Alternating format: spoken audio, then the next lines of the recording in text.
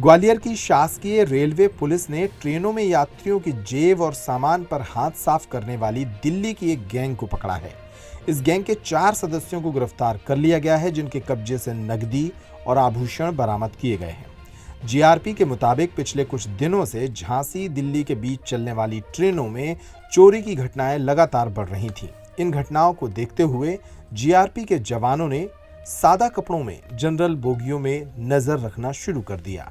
Police ने कुछ संदिग्ध लोगों को इस दौरान देखा, जिन्हें दबोच लिया गया। इस दौरान पुलिस के हत्थे 4 संदिग्ध चढ़े, जिनसे पूछताछ के बाद पता लगा कि ये सभी दिल्ली के रहने वाले हैं और अप डाउन कर ट्रेनों से चोरी की वारदातों को अंजाम देते थे।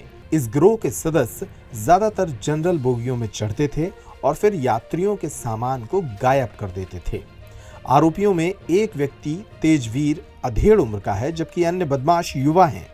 यह लोग दिल्ली से झांसी के बीच चलने वाली विभिन्न ट्रेनों में यात्रियों को अपना निशाना बना रहे थे। जीआरपी ने एक दिन के रिमांड के बाद आरोपियों के कब्जे से 40,000 रुपए की नकदी, सोने के कुछ जेवरात भी बरामद किए हैं। इस गैंग ने कई वारदातों में अपना हाथ कबूल कर लिया है।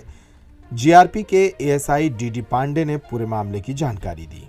ये दिनांक 14/11 को स्टेशन चेकिंग के दौरान यात्री के पीछे जनरल कोचों में कुछ संदिग्ध लोग यात्रियों को ब्लॉक करते हुए पाए गए, जिन पर नज़र रखी गई।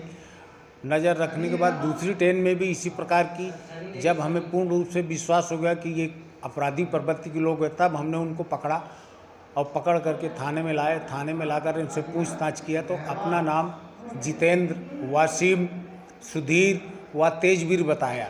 इनसे पूछताछ करने पर इन 5-6 ट्रेनों में चोरी करना कबूल किया, जिनको 6 प्रकरणों में गिरफ्तार कर इनसे कुल मसरूका 40,000 रुपये नकद व 1 कान सोने की बाली इन चारों आरोपियों से अलग अलग प्रकरणों में जब्त की गई है। आरोपियों को न्यायालय पेश करके जिला जेल ग्वालियर दाखिल किया गया है। बैकग्राउंड इनके कहाँ के रहने वाले हैं? ये रहने वाले दिल्ली के हैं, पुरानी दिल्ली, नई दिल्ली के हैं।